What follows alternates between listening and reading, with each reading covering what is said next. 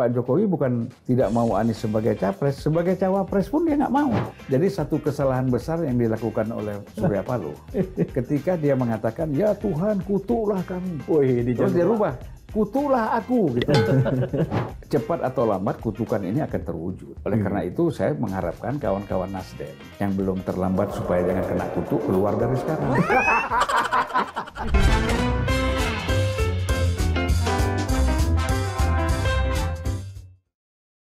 Ketemu lagi di Lanturan, ngelanturnya pasti mudah-mudahan Relevan. Amin. Amin. Hari ini kita ketemu lagi sahabat Lanturan, Bang Julvan Lindan. Sore Bang, sehat ya? Biasa bunyi Pentok gitu ya, nanti ada Bang efeknya, ting gitu. Biar kayak partai politik ada efek. Pendiri Partai Nasdem yang saat ini juga pendiri sebelum pendiri Partai Nasdem, pendiri Ormas Nasdem. Jadi statusnya kalau udah pendiri itu Bang, meskipun sudah hilang tetap berdiri. Namanya pendiri kan. Jadi harus memastikan bahwa pendiri itu ada. Hari ini kita akan bertanya banyak hal terkait dengan nasib Partai Nasdem dan koalisi perubahan. Perubahan ya Bang, bukan perubahan. Perubahan. Kenapa kita harus mendalami itu? Karena rupanya ini terkait dengan nasib pencalonan Anies Baswedan. Yang di episode awal dulu Bang Julvan pernah sampaikan ke kita, dibiarin aja juga, nanti juga nggak jadi. Naga-naganya beneran ini. Iya, tapi saya penasaran. Ya banyak juga ya orang mengatakan Anies ini kan potensial, sayang kalau sampai nggak bisa maju. Tapi gimana Bang Julvan melihatnya? Sepertinya betul ini Bang, nggak bisa maju juga ini Bang. Ya saya lihat begini, pertama kan kita lihat Anies ini terlalu bersemangat. Jadi kalau kita bilang syahwat politik kan, kepingin cepat-cepat dideklarasikan oleh Nasdem. Bertemu dengan syahwatnya Surya Paloh, juga ingin mendeklarasikan Anies karena ada kekhawatiran-kekhawatiran yang sudah pernah kita bahas. Tapi kan tidak dikaji, tidak dipelajari begitu. Problem apa yang ada dalam diri Anies, yang dialami oleh Anies, problem yang dialami oleh Nasdem kan gitu. Nah dalam perjalanan kita melihat speed yang paling tinggi dukungan terhadap Anies di internal Nasdem itu adalah melalui Ahmad Ali. Ahmad Ali, wakil ketua. Inilah yang paling bersemangat, pokoknya harus kita mendeklarasikan Anies secepatnya sebagai capres dari Nasdem. Dan tentu ada rasionalitas politiknya kan? Ya, memang ada. Ya, artinya kan melihat figur dia ya yang begitu populer. Walau waktu itu kita kan belum bicara elektabilitas, ya kan, baru bicara popularitas. Nah, jadi Anies cukup populer sebagai gubernur DKI, nah, sehingga dianggap oleh elit Nasdem ini sangat pantas untuk dideklarasikan, untuk didukung, bukan deklarasikan, untuk didukung. Ya. Nah, yang selalu bersemangat kalau dalam forum-forum Nasdem itu membicarakan soal Anies itu adalah Ahmad Ali. Lalu ada Sugeng Suparwoto misalnya, juga cukup bersemangat ya, tapi Sugeng ini kan nempel-nempel aja. Nanti kalau udah jadi dia paling depan. Nah, Sugeng tuh modelnya gitu.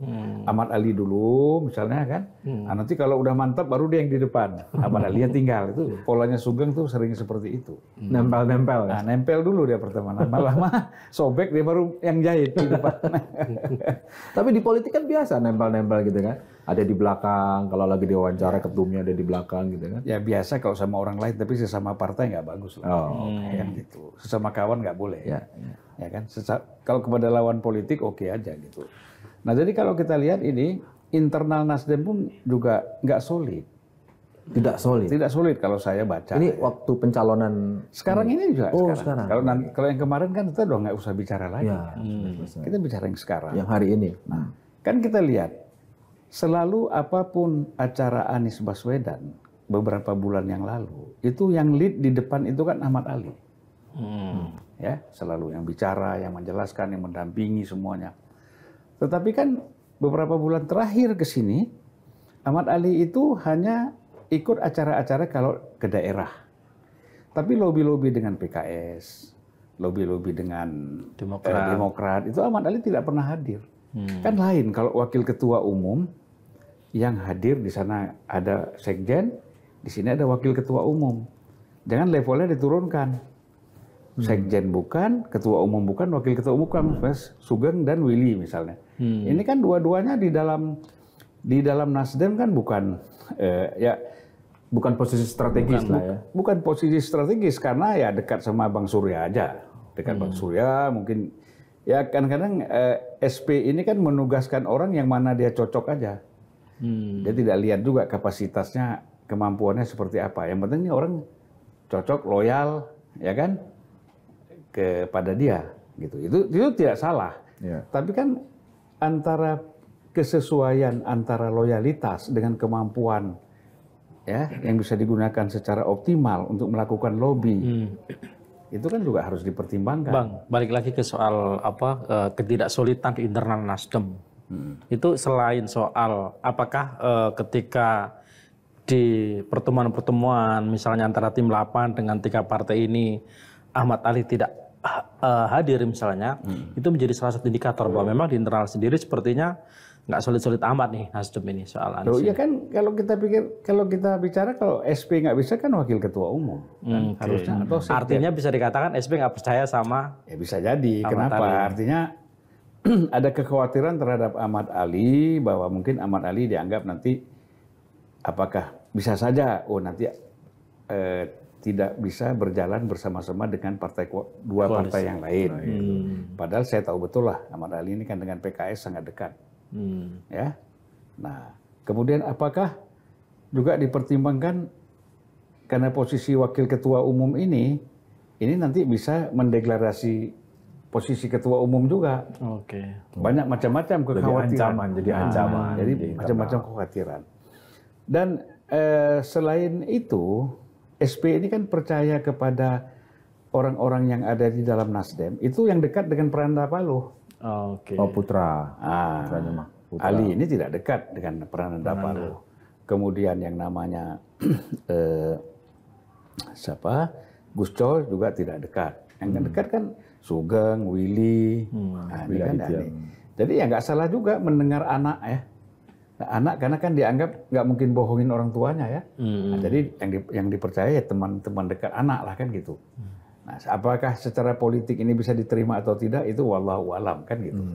Saya ini yang tadi ketidakhadiran wakil ketua umum Pak Ahmad Ali ini di beberapa kali pertemuan penting dengan Anies Baswedan itu indikasi bahwa makin turunnya dukungan atau keseriusan Nasdem mengusung Anies atau seperti apa? Atau memang lebih dilihat dari problem internal aja? Ya problem internal aja itu, problem internal. Tapi dampaknya terhadap pencalonan Anies?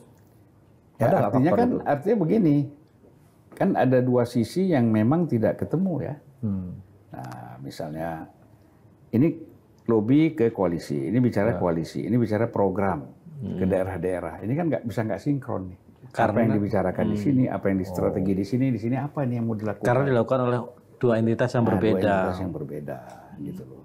Walaupun kadang-kadang yang apakah misalnya Willy ataupun Sugeng atau yang lain ikut juga ke daerah-daerah, tapi kan ini tidak dilakukan secara solid bersama-sama kan? Kan enak tuh kalau bersama-sama, di sini sama, di sana sama kan gitu enak, jangan terpisah. Itu yang pengamatan saya lihat. Memang ini dasarnya dari awal. Kan kita bisa lihat dari awal misalnya Ahmad Ali ketua fraksi sebagai wakil ketua umum, kemudian ketua fraksi dicopot. Oke. Ya kan? Diganti gitu kan. Nah, lalu ya praktis sejak itulah kita lihat sebenarnya walaupun secara pribadi ya tentulah sebagai wakil ketua umum dengan ketua umum tuh selalu harus berusaha untuk terlihat harmonis. Tetapi sebenarnya kan dengan penggantian ketua fraksi yang mendadak itu kan ya kan menunjukkan ada hal-hal yang aneh gitu loh buat saya gitu. Kenapa ini terjadi? Nah, Bang Zulfan kan berdiri dan juga cukup lama di Nasdem. Apa yang Bang Zulfan baca dari itu? Yang saya baca ya Ahmad Ali tidak dipercaya lagi sebagai ketua fraksi, itu aja. Sama Surya Paloh. Ya, apa sebabnya kita nggak tahu. Dan sekarang ada kemungkinan juga tidak percaya untuk berkomunikasi dengan partai-partai koalisi seperti itu. Ya kalau di DPR aja nggak dipercaya, apalagi di sini kan. Gitu. Ya kan? Gini, kita tadinya berpikir bahwa wah ini ancaman terhadap Partai Nasdem dalam konteks koalisi perubahan ya, itu memang datang dari gangguan luar yang coba hari ini misalnya ditariklah Demokrat, diganggulah PKS, geser kemana, sehingga nggak akan cukup thresholdnya dan batal lah itu mimpi Partai Nasdem untuk mencalonkan Anies. Ternyata sebelum sampai ke sana di internalnya pun sudah ada. Makanya sebenarnya kunci Anies itu di Ahmad Ali, ya, yang membangun komunikasi dengan daerah-daerah, yang membangun kekuatan. Kalau Anies datang ke daerah itu kemudian massa bisa berkumpul, itu semuanya adalah Ahmad Ali. Peran Ahmad Ali sangat besar, ya kan, sebagai kita tahu lah. Kalau yang lain kan salon semua nih, ya kan. Kalau Ahmad Ali ini kan orang lapangan, jadi dia bisa tahu bagaimana memanfaatkan lapangan itu untuk mengkoordinir massa. Kemudian kalau Anies datang itu kelihatan ramai kan gitu. Nah, kalau yang lain kan nggak mampu. Jadi posisi dia di situ selama ini. Selain itu, apa indikasi lain Bang terjadi perpecahan di internal Nasdem terkait dengan pencalonan Anies ini yang Bang Zulfan baca sejauh ini? Ada kekhawatiran dari segelintir kelompok di Nasdem itu. Ya bagaimanapun kan orang mengharap setelah Surya Paloh ini menjadi tidak lagi menjadi ketua umum, ya itu kan tentu harapannya kan dilanjutkan oleh Prananda Paloh. Ya, putra mahkota. Nah, putra mahkota. Nah, sebahagian senior itu terus terang saja mengharapkan itu bisa terwujud. Nah, tetapi kan sebagian kawan-kawan juga menginginkan ya jangan dulu lah, kasih Ahmad Ali dulu lah. Oke. Ya kan, gitu. Seperti saya, lebih cocok Ahmad Ali dulu lah. Transisi kan gitu, jangan langsung gitu. Transisi dulu Ahmad Ali, kemudian siapa lagi? Ada Gus Coy melihat mungkin begitu, ada termasuk Hermawi Taslim ya, kawan-kawan yang sudah lama di dalam Nasdem ini melihat cobalah kita transisi dulu. Tapi kan tidak berani muncul ide untuk dukungan kepada Ahmad Ali itu. Ya. Nah sehingga ini kan ada kecurigaan, wah ini kalau gitu Ali jangan kita kasih peran yang besar nih. Bahaya juga ini, ya kan? Bisa nikung ini. Nah, kira-kira begitulah Pan. Ini kan namanya persepsi politik. Kalau dilihat dari bahasa dan analisanya Bang Zulfan ini, de jure-nya udah nggak di Nasdem, tapi de facto-nya masih di Nasdem kayaknya. Hatinya masih di Nasdem nih. Dan ya wajar kan Bang, karena pendiri kan Bang. Iya. Apalagi makanya saya bertanya nasib berikutnya ini kan. Jangan salah Mas Yogi, meskipun udah di Nasdem, orang-orang Nasdem yang banyak yang telepon Mas Zulfan update laporan. Inilah. Artinya kalau de facto masih di Nasdem kan masih punya akses gitu kan. Dan masih punya harapan memberikan masukan. Nah pertanyaannya kan sekarang, kemana ini Nasdem ini? Kalau saya melihat lebih serius lagi nih, kalau katakanlah batal karena threshold nggak mencukupi, kemana Nasdem? Kan harus terus berjalan karena bicara legislatif juga nggak mungkin lepas dari Pilpres. Dia mau terus mencalonkan. Karena kalau nggak pemilu depan dia nggak boleh mencalonkan. Ya artinya begini. Kalau kita lihat tiga partai ini, koalisi tiga partai yang mendukung Anies sekarang ini kan sekarang udah makin nggak jelas. Oke. Iya kan, makin nggak jelas. Artinya kita lihat ada pertemuan Sekjen PDIP dengan Sekjen Demokrat. Dan itu kan bukan pertemuan main-main, itu pasti pertemuan serius. Artinya Sekjen PDIP pasti restu Megawati, itu nggak mungkin. Tidak berani, apalagi dengan Demokrat, yang kita tahu bagaimana hubungannya kan. Ya, Bapak dan Ibu itu ya. Nah, mungkin tanpa persetujuan Ibu Mega. Di sana juga Rifki sebagai Sekjen Demokrat tidak mungkin tanpa restu SBY dan AHY untuk ketemu. Jadi itu sudah sangat serius, ya kan. Nah oleh karena itu perselisihan polemik antara Ahmad Ali dengan siapa ketua Bapilunya Andi Arief dengan Ahmad Ali, itu kan percikan-percikan kecil aja. Sebenarnya di dalam sudah ada upaya untuk memang ingin lepas gitu loh. Demokratnya. Ya. Ya kan? Ya, bahkan udah terucap kok itu kan. Akan mengevaluasi dukungan kepada Anies dari Demokrat. Ya. Jika sampai Juni tidak deklarasi. Ya, 20 Juni kalau nggak salah. Ya karena kan tentulah Demokrat pasti tersinggung ya. Nggak mungkin nggak tersinggung. Karena selalu ucapan-ucapannya misalnya Ahmad Ali mengatakan kita dengan Hovifah.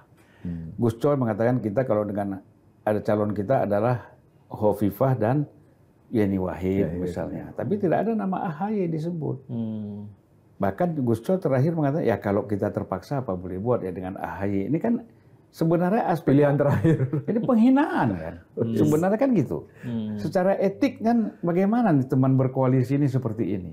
Nggak boleh gitu ngomong kayak begitu ya kan. Sebut aja tiga-tiganya. Ada Hovifah, ada AHY, ada siapa si anak Gus Dur ini? Yeni. Kan sebut aja ada AHY di situ. Bang, sebenarnya kenapa sih Nasdem ini sepertinya nggak happy misalnya atau nggak mau AHY jadi wapresnya Anies? Ya pertama diangkat kapasitasnya, kemampuannya, ya kan? Dilihat memang belum pantas untuk menjadi wapres. Atau lebih tepatnya kenapa kelihatannya SP nggak mau AHY jadi cawapresnya Anies?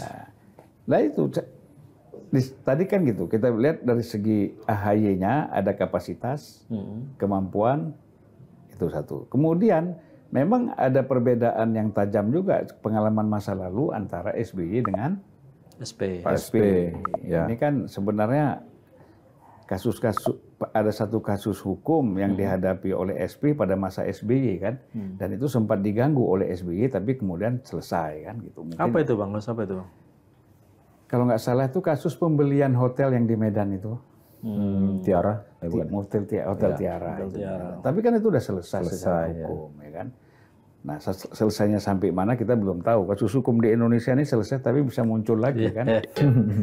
Artinya bisa dikatakan ada kita asumsikan nih SP masih ada agak sakit hati dengan SBY karena dulu pernah diperkarakan. Ada luka yang belum sembuh.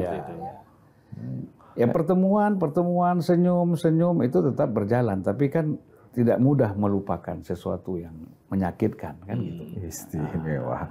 Pertemuan Cipika-Cipiki ternyata lukanya luka dalam. Cipika-Cipiki kan di pipi doang. Akan muncul. Ada persoalan yang disimpan di dalam. Nah ini kadang-kadang dalam situasi seperti ini dia keluar. Abang sebagai pendiri sedih nggak bang lihat kondisi Partai Nasdem sekarang bang? Berat ini, koalisi nggak jadi, mau ikut ke kubu Prabowo juga masih ada ganjalan besar dari istana. Pak Jokowi belum selesai sepertinya. Pak Jokowi sepertinya kemarahannya bukannya makin turun, tapi makin tinggi. Ya karena begini. Kepada Partai Nasdem ini. Sebenarnya Pak Jokowi ini kan tadi menganggap biasa-biasa aja. Ya kan, udahlah.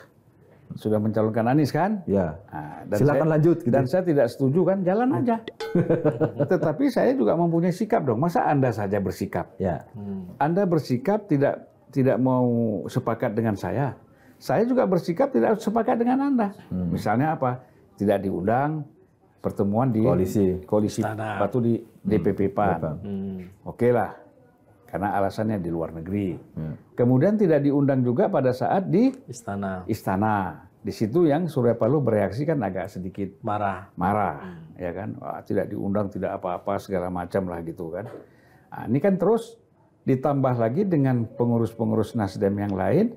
Bahasanya juga agak sedikit menghantam Pak Jokowi ini. Mengkritik dengan keras Pak Jokowi, gitu kan. Kalau kita baca. Kemudian dibuat lagi satu sesi di Metro TV, jam 9 itu. Editor malam, itu hampir tiap acaranya ngantam Jokowi dan pemerintah. Loh, ini Pak Jokowi bilang kok malah begini. Gitu kan. Padahal yang pertama kali bicara soal antitesis Jokowi adalah Bang Zulfan. Tapi akhirnya mereka sendiri dapat surat ya kan. Nah, makanya dibikinin sebenarnya kan kalau mereka menangkap apa ya? Saya mengatakan Anies itu antitesis Jokowi. Karena kan memang Anies menggunakan tagline-nya kan perubahan, change and continuity. Kalau Anies mengatakan continuity, enggak, itu bukan antitesis. karena ada change di situ, maka itulah ada antitesa di situ. Nah, mereka sekarang bukan bicara antitesa lagi, malah membangun permusuhan dengan Pak Jokowi. Lebih gawat lagi. Antitesis kan biasa, ya kan? Jadi kalau Bang Sulpan lihat itu apa ancaman-ancaman dalam tanda kutip ya yang dilontarkan oleh elit-elit Demokrat itu serius berarti itu, Bang. Kalau misalnya AHY tidak segera deklarasikan, misalnya mereka akan pindah keluar dari tapi saya kira sekarang udah nasi sudah menjadi bubur lah. Sekarang pun kalau sudah ketemu dengan PDIP ya, kemudian sudah friksi yang konflik di media terbuka, nanti kan yang lain juga sudah masing-masing sudah berbeda ya kan, di daerah juga pandangannya kok begini. Itu menurut saya semakin jauh deklarasi Anies itu sebagai calon presiden, dan AHY pun Demokrat pun sudah hambar. Gimana hambar ya? Udahlah. Hubungannya udah susah lagi ya. Udah susah kan. Orang kan lebih bagus tadinya kita ribut terus kita berkawan, itu lebih mudah. Kalau kita berkawan, ribut susah. Jadi hambar, mau gabung lagi, aduh hambar udah. Ternyata diksi dijegalnya Anies itu bukan dari luar ya, tapi dari internal Partai Nasdem sendiri.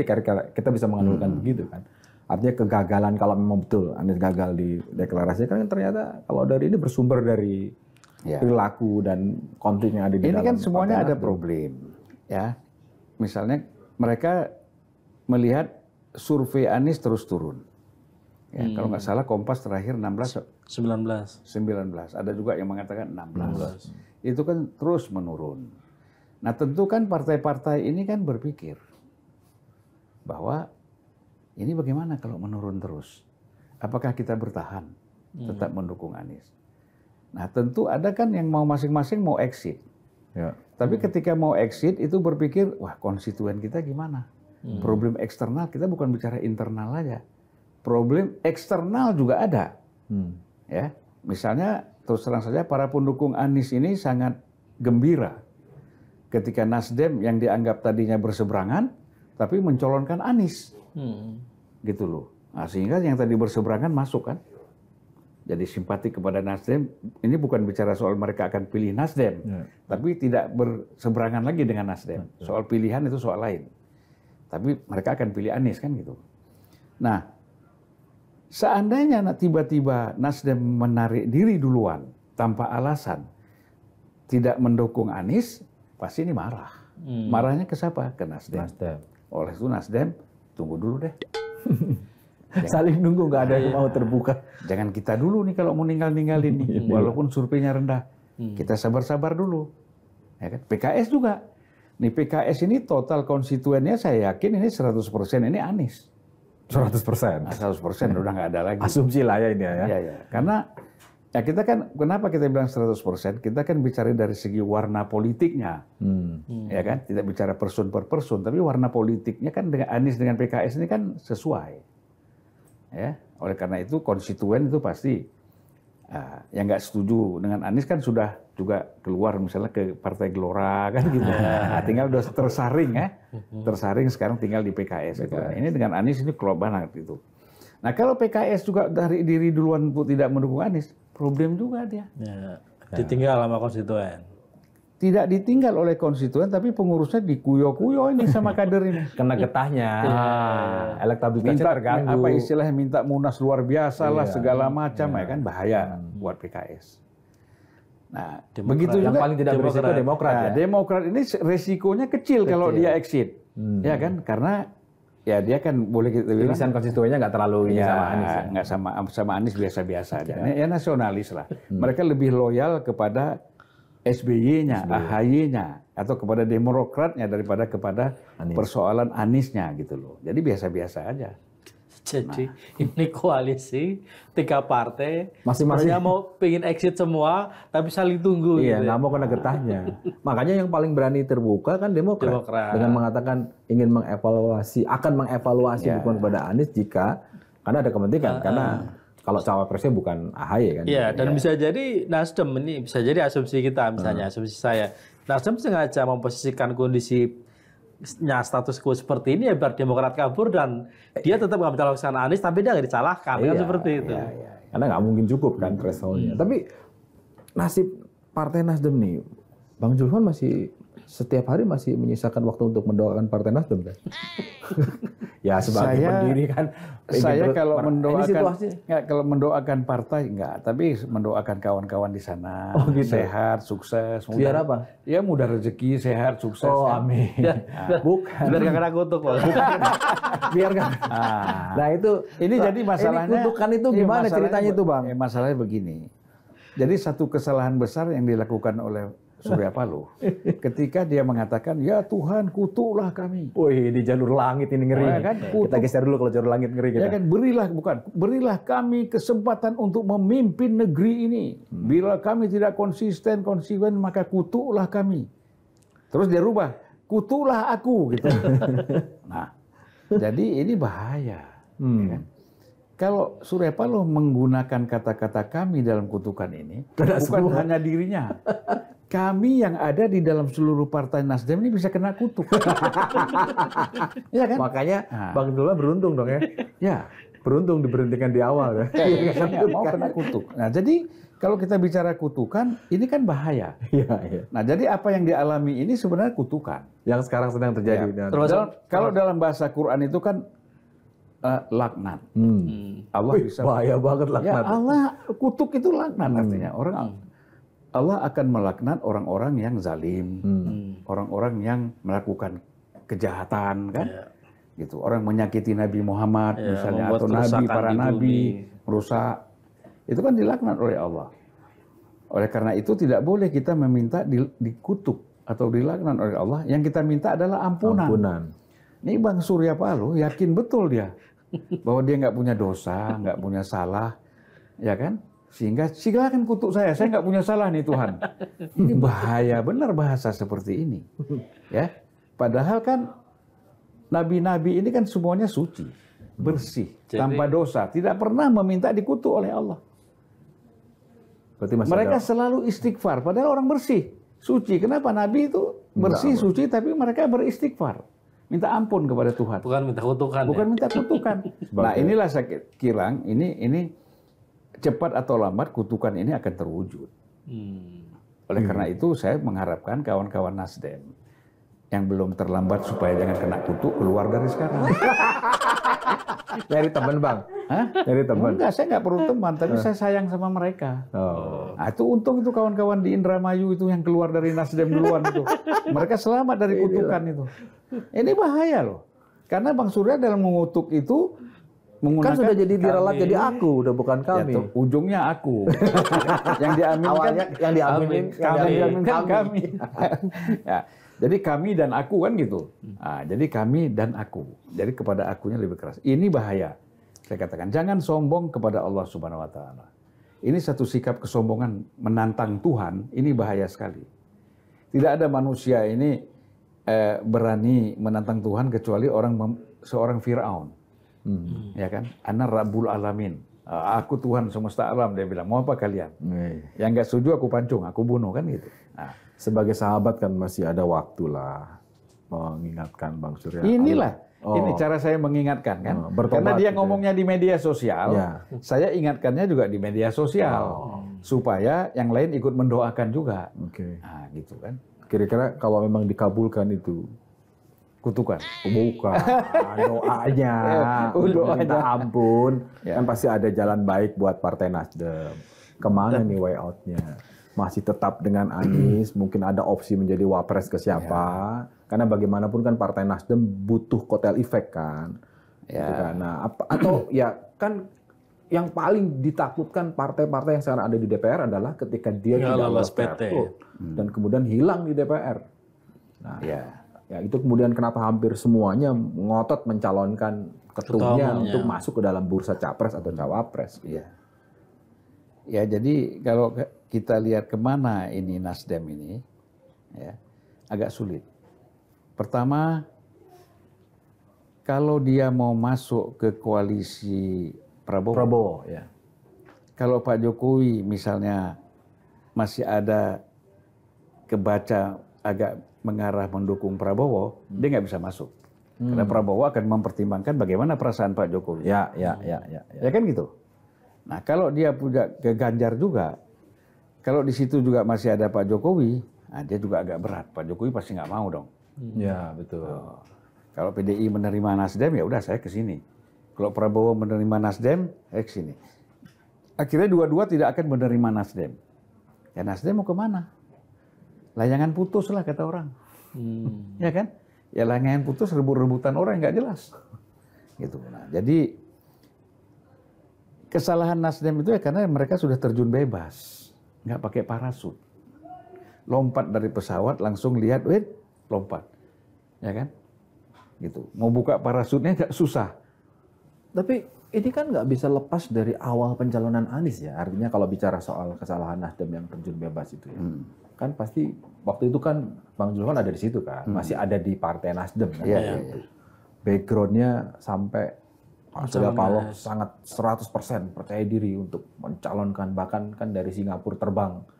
Beliau sedang sakit, itu gimana ceritanya? Ya Bang Surya itu kan sudah bilang, kita akan tetap mencalonkan Anies walaupun Pak Jokowi tidak setuju. Nah itu siapa ya? Itu kan karena dia bilang, jangan-jangan abang juga yang enggak, karena dia bilang Anies itu kader kita. Deklarator kita, anaknya cerdas, pintar, segala macam, berwibawa, macam-macam lah. Nggak ada, pokoknya maksum. Maksum. Anies ini maksum. Ya. Dalam istilah NU kan gitu. Ya kan, sulit dicari kesalahan-kesalahannya. Terus dalam bersama TNI ditunjuk aku gitu. Ya tapi kan itu satu hal. Pasti ada faktor juga. Apakah ada tokoh-tokoh di belakang itu yang membuat Ya pastilah, mungkin menurut pertama Bang begini, ini kan pembicaraan ada provok juga ke Bang Surya Paloh bahwa seolah-olah KPK ini nanti akan cepat. Ini adu cepat. Apakah KPK duluan mentersangkakan Anies atau kita deklarasikan dulu sehingga dia sudah menjadi sah menjadi calon sehingga agak segan KPK ini mentersangkakan Anies kan gitu. Nah ini kalau kita bicara siapa sih tokoh yang paling bersemangat, tokoh-tokoh senior yang paling bersemangat yang mensupport Anies, ya di situ ada Yusuf Kalla. Di situ ada namanya SBY dan perangkat-perangkat di bawahnya kan. Pasti itulah Pak Surya Paloh mendengar juga pandangan-pandangan mereka ini sehingga ya udah kita deklarasikan aja. Oh itu yang membuat kenapa kemudian lebih cepat dari jadwal yang seharusnya kalau nggak salah November. Kalau nggak salah, kalau rencana kan 10 November. Karena berkaitan dengan 11 November itu ulang tahun Nasdem. Ya di situ. Jadi memang bahwa itu akan memancing atau menimbulkan reaksi negatif dari Pak Jokowi itu sudah disadari ya oleh sudah sadar. Sudah dihitung berarti. Sudah dihitung ya. Tapi dia tidak menyangka bahwa marahnya Pak Jokowi itu serius sampai seperti ini. Sehingga muncullah diksi dijegal gitu kan, belakangan bergerak karena memang ada upaya dari. Nah, ditambah lagi setelah tidak diundang ke istana makin kencang itu kritik. Ditambah lagi di Metro Malam jam 9 itu habis-habisan Pak Jokowi jadi tapi di situ. Jadi bulan-bulanan. Bulan-bulanan makin jadilah ini. Tapi emang dari awal solid nggak sih Bang sebenarnya atau satu suara nggak sebenarnya di elit-elit Nasdem ini ketika memilih akan mendeklarasikan Anies itu? Oh enggak dong, Pak Siswono misalnya enggak setuju. Pak Enggar ya. Pak Enggar, Pak termasuk Enggar. Reri juga setengah hati, ya kan. Termasuk Sekjen Joni Plate juga itu saya yakin lah. Awalnya enggak. Awalnya setengah hati kan gitu.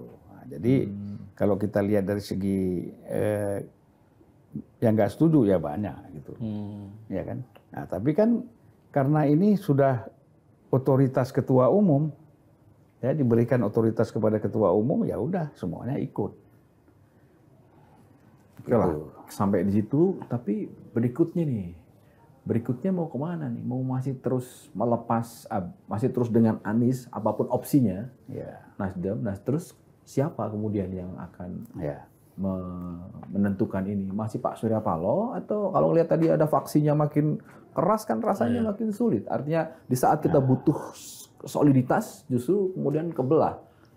Ini sebenarnya yang masih cukup serius ya untuk menjual Anies ini kemana-mana itu kan Yusuf Kalla. Ya, Yusuf Kalla. Artinya Yusuf Kalla ini akan bisa mengajak Pak Surya Paloh, udahlah Anies ini kalau tidak bisa jadi capres, coba kita tawarkan dari cawapres. Nah, cawapres itu kan yang paling mungkin dengan Prabowo, nggak mungkin dengan Ganjar. Iya kan? Dengan Prabowo. Nah, berarti apa?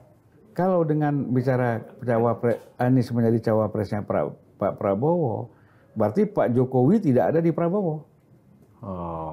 Karena kan dari awal nggak mau Anies ya. Nggak mau Anies, kan nggak mungkin kan? Karena Pak Jokowi bukan tidak mau Anies sebagai capres, sebagai cawapres pun dia nggak mau. Sebagai cawapres pun nggak mau. Loh ya kan yang ditawarkan Bang Surya itu kan cawapres. Di awal pembicaraan. Sama Ganjar itu. Bersama Ganjar. Nah, enggak, ini konteksnya artinya munculnya nama Anies sebagai calon pemimpin Indonesia itu dari awal sempat dibahas antara Pak Surya Paloh dengan Pak Jokowi. Iya. Waktu itu disodorkan adalah opsinya adalah cawapres. Kan? Cawapres. Itu pun tidak oke. Tidak di ACC. Nah. Kemudian ada istilah kita tabrak aja gitu ya. Tabrak aja. Ngeri. Nah, akhirnya dikutuk itu enggak. Maksudnya muncul kata dikutuk. Enggak, kutukan itu kan sebelum mendeklarasikan Anies kan. Oh iya. Karena udah ada di pidatonya itu loh. Iya kan.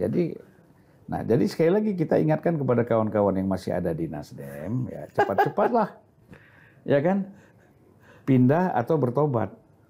Ya, kita harapkan Bang Surya itu mengakui kesalahan ucapannya itu, ya kan, bahwa dia duduk sendiri di tengah malam di rumahnya di depan sajadah misalnya kan, kalau masih ada sajadah ya kan, karpet, duduklah di situ, ya Allah, aku mohon ampun atas ucapan itu, aku tarik kembali, ya kan. Tetapi kan belum selesai, itu kan baru selesai dia dengan Tuhan karena dia ngomongnya di medsos. Dia harus ngomong, saya sudah minta ampun sama Allah Subhanahu Wa Taala. Tadi baru mau ngomong, nah yang ini adem nih sebagai sahabat. Wah, ujungnya balik lagi. Keras banget Bang. Ya. Terus gimana dong? Harus ngomong lagi dong di medsos. Kita ini kelanturan, ya, meskipun ngelanturnya sesuatu yang sudah disampaikan, sesuatu yang sudah disampaikan. Kalau enggak bagaimana? Dia doa untuk dirinya sementara di sana dia ngomongnya kami. Ya kan? Kami kan berarti untuk yang lain. Nah berarti kalau gitu pertobatan massal. Nggak cuma sendirian. Nggak, makanya harus di media sosial lagi, diliput lagi. Ini topiknya jadi geser jadi pertobatan. Makanya, loh ini nggak main-main, ini dasar. Ini dasar utama dari segala macam kesalahan-kesalahan terus yang akan maju ke depan. Dasarnya itu adalah minta dikutuk itu. Bang, kalau Jokowi tetap ada di dua kaki ya, katakanlah tetap di kakinya Ganjar, kakinya Prabowo, terus kemana nih Nasdem dan Anies akan berlabuh? Itu tadi yang dibilang kanan kiri susah. Susah. Nggak bisa. Ya apa boleh buat nggak? Misalnya nggak bisa ikut pemilu yang akan datang ya biasalah resiko. Mungkin Bang Surya pun maunya begitu. Abang tega bicara begitu? Udah. Ya abang ini pendiri loh. Saya kasih tahu ya. Dulu ketika Nasdem baru berdiri, kita mau kongres pertama. Kita mau kongres pertama. Kemudian di situ sudah terbaca oleh Bang Surya, Haritanu sudah menguasai 18 provinsi di PW. Sisanya berapa tuh dari 33? 18, 15 yang masih loyal kepada SP, itu pun masih belum jelas loyalnya. Bang Surya bilang sama saya, ngobrol berdua begini, di satu restoran pagi-pagi, restorannya pun masih tutup. Restoran tutup pun sudah kita datang berdua. Pejuang benar. Ya kan? Jadi kata Bang Surya, Pan, kayaknya abang mau jual Metro TV. Sudah ada yang nawar 2,5 M, kata Bang Surya. 2,5 M, 2,5 T kali Bang. 2,5 miliar. $2,5 miliar. Oh, dolar. Oke. Jangan lagi, kita nih jangan bicara rupiah. Kaget kita. Oh ya. Inilah karena tadi ini omongan masih berupiah. Iya, dolar. Kita kan udah biasa bicara transfer Messi, Ronaldo. Ngeri. Siap. Ya kan? Ya. $2,5 miliar US. Abang mau hidup di Amerika saja. Udahlah. Partai ini kita serahkan kepada Haritanu. Kenapa saya bilang? Loh ya dia sudah kuasai 18 provinsi. Oh ini sejarah Nasdem ini. Nah, ini nggak ada yang tahu nih, ngomongan berdua nih. Nah, ini saya buka nih di sini sekarang. Ya kan? Nah terus dia bilang, terus gimana? Ya udahlah, abang mau hidup di Amerika aja. Biar aja nih, duit kita pun nggak kuat melawan uangnya Haritanu. Dia kan uangnya lebih banyak dari kita, nggak kuat kita bang. Pan, kata dia. Saya bilang nggak bisa. Tidak bisa. Saya bilang, saya nggak setuju. Saya dulu mau mulai bangun usaha setelah dari DPR sini, abang ajak masuk bikin partai, bikin ormas. Sekarang abang mau tinggalin kita semua, nggak bisa. Jadi gimana? Balik ke kantor. Tunjuk saya sebagai existing ketua umum. Ya kan? Informal. Udah. Duduk, rapat, panggil semua. Ada Ferry, Rio, semuanya dipanggil, semua duduk. Ya. Sekarang semuanya, kata Bang Surya, ikut arahan Zulfan Lindat. Saya bilang, ada Irma, Suryani juga semua. Undang Haritanu dan seluruh kawan-kawan, kita bikin pleno. Bikin pleno waktu itu. Ya, pleno Nasdem. Dan saya yang memperingatkan kepada Haritanu, jangan coba-coba mengganggu posisi Ketua Umum Surya Paloh. Partai ini tidak bisa lepas dari kepemimpinan Surya Paloh. Itu sikap kita. Jadi mohon maaf. Ya. Dan Bang Surya tetap menjadi Ketua Umum. Saya tegaskan begitu. Semuanya sepakat. Nah, kemudian kita kongres. Kongres karena sudah sepakat seperti itu, aklamasi. Surya Paloh sebagai Ketua Umum. Nah, jadi dia kalau dalam posisi gitu nanti gampang aja, tinggalin aja kan gitu. Artinya udah ada presiden seperti itu. Nah, gini gitu juga, susah-susah gini lah udah. Iya Bang, artinya kita memang kembali lagi dari awal kan kita ingin tahu ya bagaimana ya, karena bagaimanapun kita melihat kehadiran Nasdem selama paling tidak 10 tahun di era Jokowi ini kan juga punya kontribusi lah.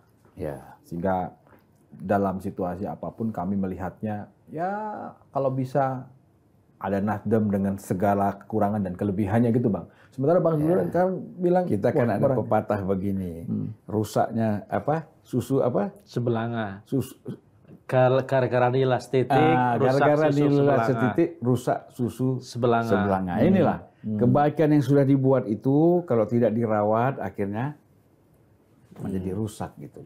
Ini kalau caleg-caleg Partai Nasdem. Karena kalau dalam Al-Quran kan itu dikatakan walal akhiratu khairul laka minal ula. Akhir itu lebih baik daripada awal. Kau awal berbuat baik tapi akhirnya kau nggak baik. Su'ul khotimah itu. Itu kan kalau orang NU kita ngomong gini enak langsung nyambung. Ya, sebelum kita masuk ke hal-hal yang jalur langit lagi, di mana kita belum kuat makomnya, lebih baik kita nanti atau atur janji lagi sama Bang Zulfan untuk cerita yang lebih baik. Mudah-mudahan ada kabar yang lebih baik, ya kan? Tidak hanya untuk Nasdem. Sebelum ditutup, Bang Zulfan mau ngasih arahan buat teman-teman yang di Nasdem, Bang. Ini sebagai pendiri. Ya. Yang agak adem dikit Bang, jangan yang jual-jual gitu Bang, ngeri kita Bang. Enggak, maksudnya. Ya, saya mengharapkan ya, kawan-kawan yang di Nasdem, terutama tokoh-tokohnya, figur-figurnya, yang diusulkan menjadi caleg itu terpilih. Amin. Supaya tetap betul-betul bisa hadir di tengah-tengah masyarakat. Jangan sampai kalah dengan orang-orang yang baru masuk ke Nasdem. Tapi kalau kayak Eva Sundari itu kan bukan orang-orang baru ya. Itu di politik orang lama. Kalau kalah juga di Nasdem bahaya juga dia. Nah, jadi berjuanglah untuk tetap bisa menjadi anggota legislatif dari Nasdem, dari berbagai dapil ya. Dan kita mendoakan supaya Nasdem itu paling tidak terlalu jauh lah turunnya. Dengan ada problem-problem ini posisi threshold-nya posisi persentase kursi di DPR ya. Mudah-mudahan tetap bisa berjalan dan sukses. Adem ini. Sebelum nanti panas lagi. Kita akhiri lanturan kali ini. Ketemu lagi di lanturan minggu depan. Terima kasih.